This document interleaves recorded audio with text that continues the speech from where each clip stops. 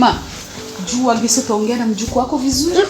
Salama salimini. Mimi sitaki kusikia, nimesema nimemaliza. Mtoto wangu ataniona mkosa. Mtoto wangu amefishwa na nimeona maiti yake. Ingekuwa sasa ameugua, nikamuuguza. Nikamgeuza. Hata dunia itatuzomea. Mtu alitumwagia damu kwa mke. Hapiwezekani. Hata njoo mtu Mungu anasema msame umekosa, haiwezekani. Mwenyezi Mungu msamee waliowafanyia tunasamea, lakini mtu alimwaga damu za mtoto wangu. Mola wangu nisaidie.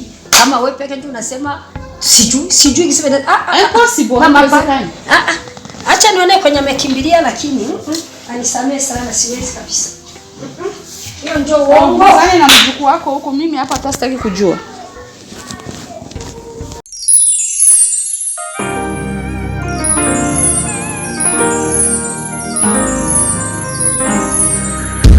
Because of love.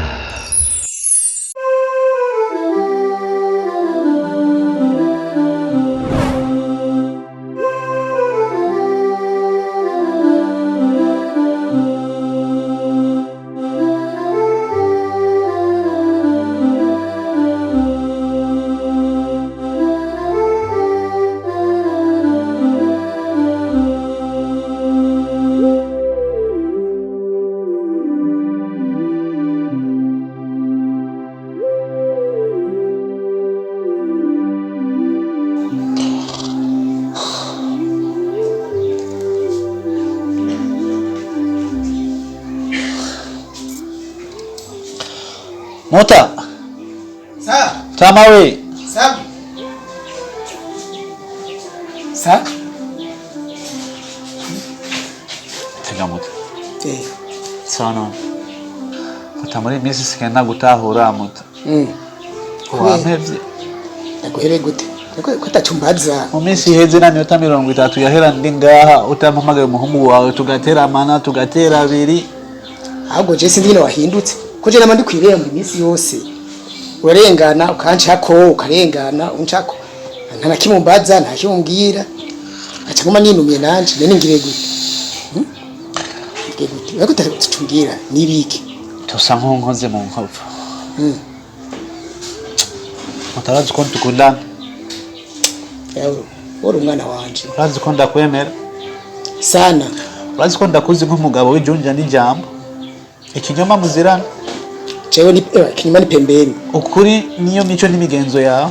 Je sindi byo guhisha. Je cyo se mvuga ni pa. Manashize. Ndafise kimbatiye ku mutima. Ndafise kibazo. Kandi wana vuse ntagusanga ngaha. Ja kumuriri. Ukaba tubanye neza. Sivyo? Hari ibintu ndatahura ntazi. Papa na mama bose agumabwizana mubwira ukuri. Mutama wanje turakundanye. Ndakuzi nk'umugabo w'ijunja n'ijambo. Ndagusabye. Ndakwinginze mutamanye nk'umubyeyi wanje. Mfise ibibazo birenga 4-5.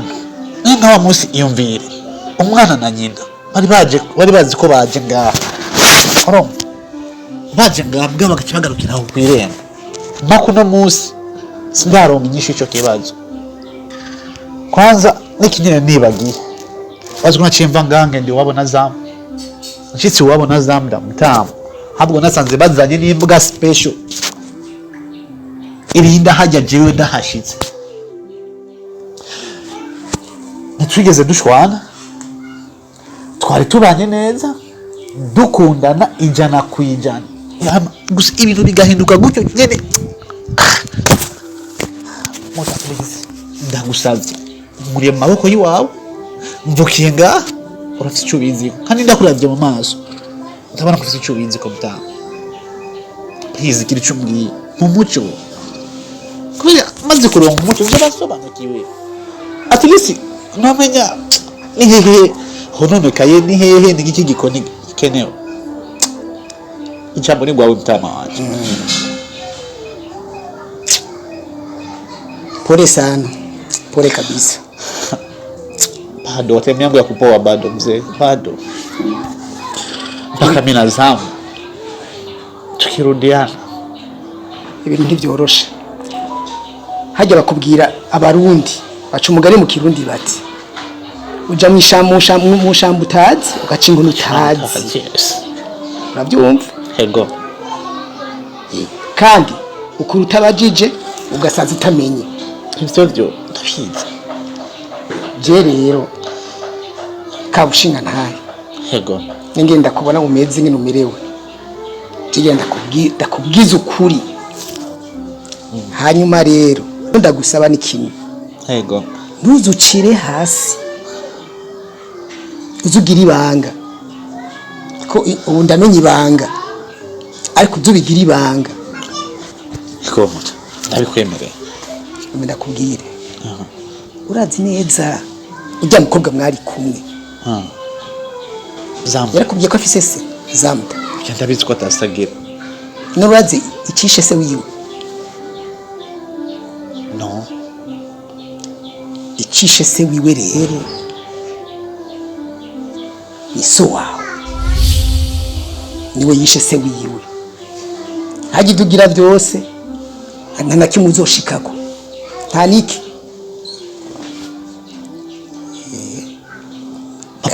Ndarivuze kandi rero ndakubwiye ntuzuri imene hasi. Urimenye rizomena jewe nawe rikumene.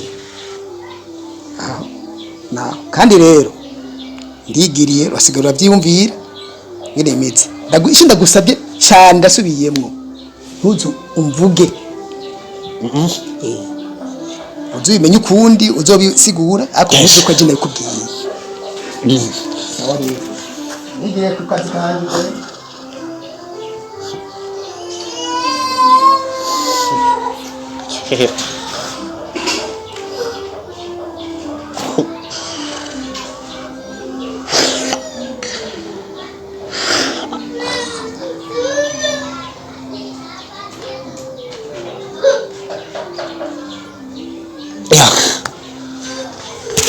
This is true. This is true. Ukweli kabisa. Yaani ukweli.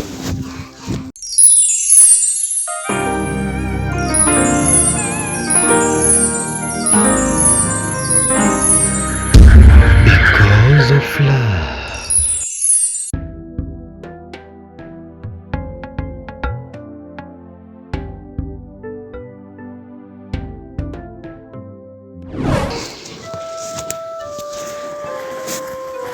Mama, naomba sana, nimeshaomba sana. Uko naomba nini lakini? Makosa Naomba nini? Msiamweke kwa yeye. Tufanye nini sasa? Tueleweshe. Tufanye aje? Kama mwenye najua makosa ya babake na ni makubwa, ni mazito. Kisha kwa babangu, mimi mwenyewe simjui babangu, sijawahi kumwona. Kisha lakini hizo dhambi sio hamadi. Stupid!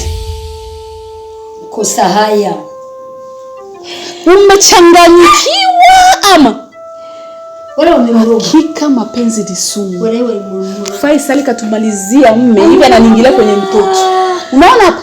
Unasema na university yote someone you can think ukae chini ufikirie mtu aliua baba yako. Kisasi ukulikoni kujifikiri hata tunafanya. Uko natuambia eti nini? Sio Hamda alimuua baba yangu. Sio wala Zamda, nilikuwa nawazia anataka tuambia hivi. Bibi, mama na mheba ule mtoto mwanaume. Unasema naomba mweke Uislamu mbele, sio yeye katika. Usimhukumu mtu kwa kosa asiyofanya. Nasema hivi, tuweke Uislamu. Aliyofanya baba yake ni Uislamu. Mkitaka kumwadhibu baba yake, mumfungishe, mumuishe, lakini yeye nawaomba mniache naye, naomba mniache nifunge naye. Ndo. Unasema ufanye? Ufanye nini? Ama kweli mapenzi ya Sara kweli? ndoa. Mama, mimi sasa nonsense. This is nonsense to me. Ufanye nini? Ufunge ndoa na nani? Tuikae na nani? Ufunge ndoa na nani nakuuliza? Ufunge ndoa na nani? Mama yake ule mtu mwanaume aje ikae pembeni yangu. Tutaenda mbali basi, lakini tutaenda popote pale. Najua unamchukia baba yake, mimi sitaika nyumba ile. Oh my God. Lakini mwana unirani ukija sawa mgesera Mungu. Ni kama wiki gongo nione Yani Faisali ameenda kwa mume wangu hivi ananiingilia ndani sasa mpaka oh my god this man Zam, ausikate uchungu mzee wako. Hautamani hata ungemwona na babako. Yes, hamdani siku na babaki.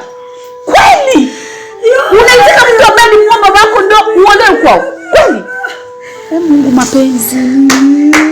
Zamda. Unyene. Unasema mapenzi ni wazimu. Mtoto wangu amesara. Baba yako ndio angampokea ule shetani. Anapokea mahali. Hivi kweli? Ampokea mahali ya Faisal. Unapokea mahali ya mtoto wake.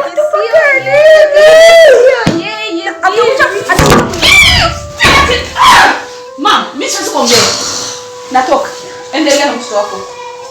Nifanye nini mimi? Nifanye nini mtoto ananiaibisha? Zamda, nakupenda sana mtoto wangu, nakupenda sana tena, kila kitu naambia tena, mwambie mamako kuzia tena gari chochote chenye napenda Zamda kununulia gizi na vya watu waje hapa ya Rabbi. Si waleti wao bibi, namleta tu yeye.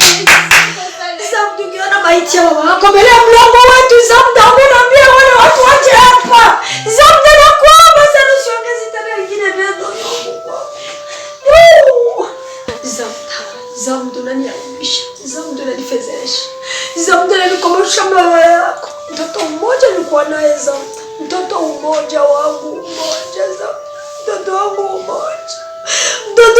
mmoja tu Zamda, nikamkosa, nimemkosa mtoto wangu Zamda. Acha kuniaibisha Zamda, nimemkosa mtoto wangu mmoja Zamda. Usinilete wale watu, nakuomba sana. Siwaleti wao. Acha mtoto. Acha kunikumbusha nilopita. Acha kunikumbuka kulifanya bibi. Kosa sio like bibi. Nakupenda sana lakini unikosea mjukuu wako. Unikosea sana. Hivi kwa nini umetia mapenzi yako kwa wale watu wale wa mashetani wale? Stop. Unisamehe sana. Stop. Na usiongeze kusema hata neno moja. Unanisikia? Na ubaki hapo. Sitaki unifuate, usikuje tena chumbani kwangu tena, sitaki. Usiniongeleshe tena. Mpaka siku utakuja kunambia, "Bibi, na kuaidia kama sitapendana tena na mtu mwanaume." Unasikia? Haya tunamaliza. Sitaki.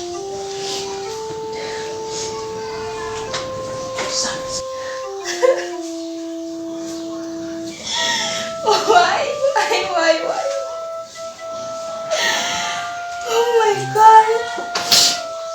Oh my true love. Even when you just my one true love, sijawahi kupenda. Just one true love, like Mola wangu. Ni mtihani gani lakini? Oh my God.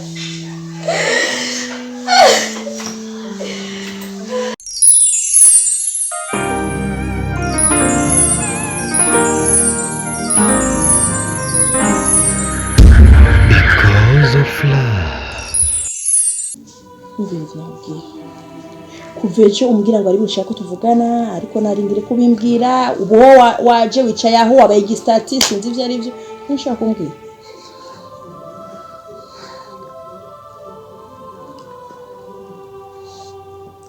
Usingone Achiko ndagukunda. Abizi cyane. Urasiko ndakuba. Cyane abizi. Icyo byaranze. Numva yuko sifise n'inguvu yo kuvuga n'icyango na rimwe.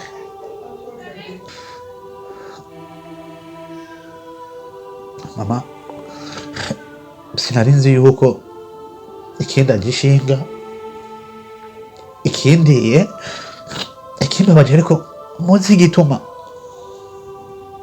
ariko mukancisha hirya mukancisha ino nawe ngama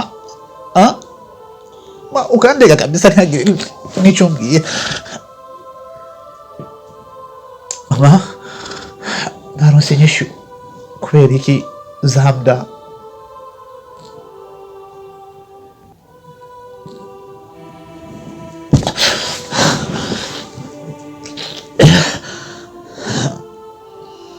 Mama, jina Zamda biri kure. biri kure kandi n'ikimenyamenya ko si ikindi. ndagutahura sibyo ariko ni histoire ndende cyane ku bwanje sinabone ko nabikubwira sinabona aho nohera niyo mpamvu nashaka basi papa wenyine nabikwibwirira kuko hari ikintu kindemereye mu mutima maranye imyaka myinshi nta muntu umwe gito kidakibwira narakigumanye ndabana nacyo ndibaza urazi kuva ukura je na Paul abona nge twabana ndazi neza ko minsi mbaza mama ko ikimwa mushwara papa ko ikimwa mujyana aho mwicaye hose mutahuza muticara gusana ngo musangire nk'abandi nkabona umva ari ibibazo byinshi wambaza nkaburi kuno kwishura ariko nkubwije kuri byose byari yo mpamvu tusubiye inyuma papa wawe na Bashir ariwe muvyeyi wa Zamda umwana wa Ingabire barabagenzi cyane ku buryo atakintu bimana nta kintu na kimwe twakora bo batazi cyangwa badushigikiye twari umuryango uri hafi cyane ku buryo je na Ingabire mama wa Zamda twarigana twe twarabagenzi kuva turi abana batoya cyane turarongorwa n'abagabo bakundana ubugenzi bwacu burakomera mu gihe jewe nari mfise inda yawe na Ingabire yarasinda ya Zamda na Zamda ni mu bitano nimba muri bitano muri nk'indwini canke imisaka icyo gihe sinzi ibintu byafashe papa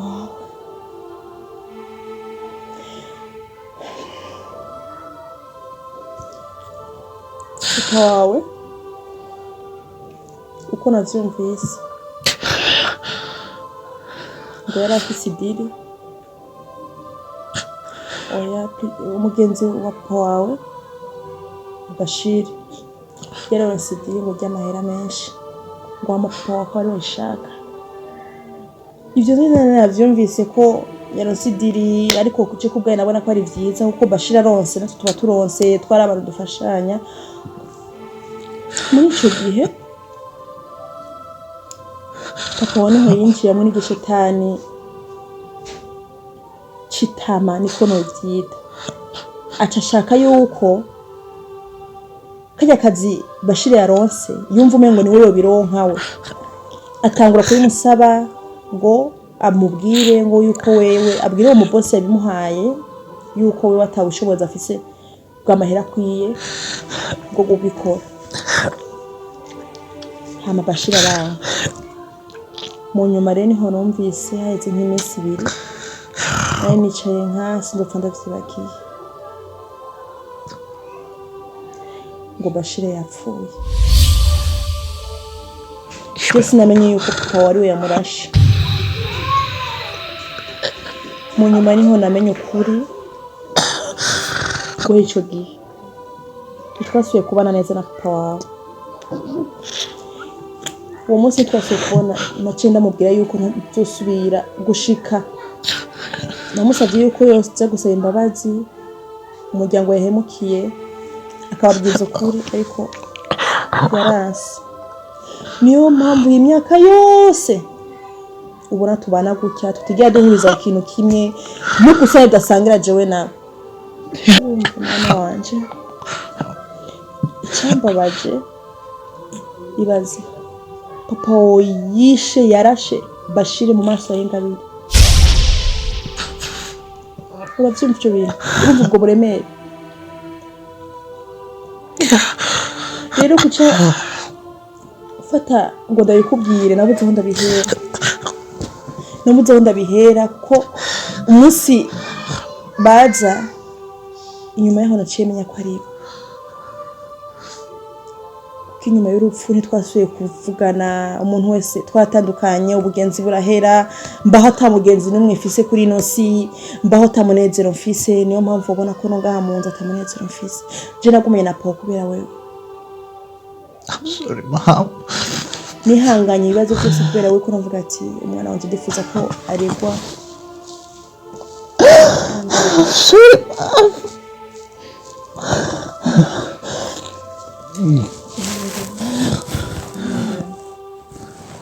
Mama, mana yamaze ngo umwana w'imbeba azi urugwavu wanyina ariko jenizi ubwonko wa papa.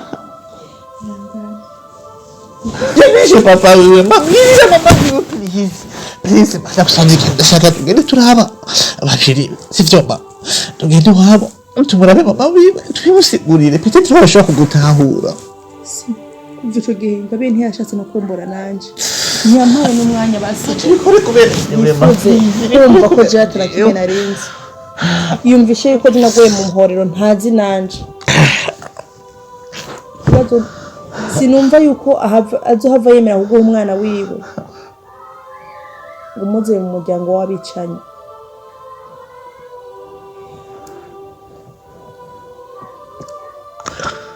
Mama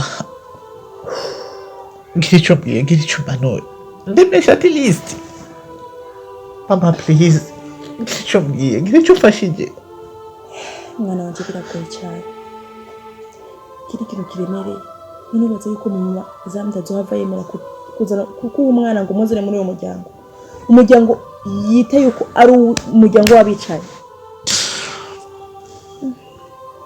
Mwana wanje je nta kintu nakwizeza gusa ikintu kimwe umuntu nibaza yuko yagufasha ni papa wawe agiye gusaba imbabazi akavugisha ukuri akabasaba imbabazi ndizeye neza yuko bamubabarira.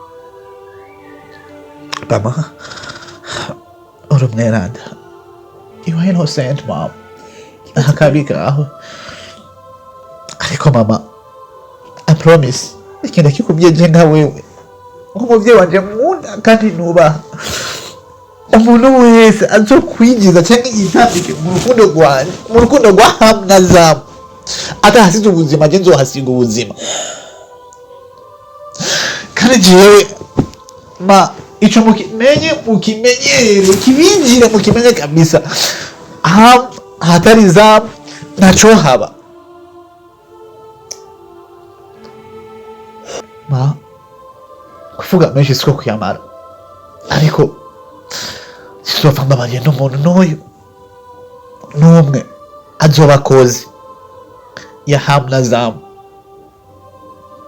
kutaba bari kumwe kutabana kutarangura programu zacu ngo twari twaziteguye. I'm sorry to say this mom.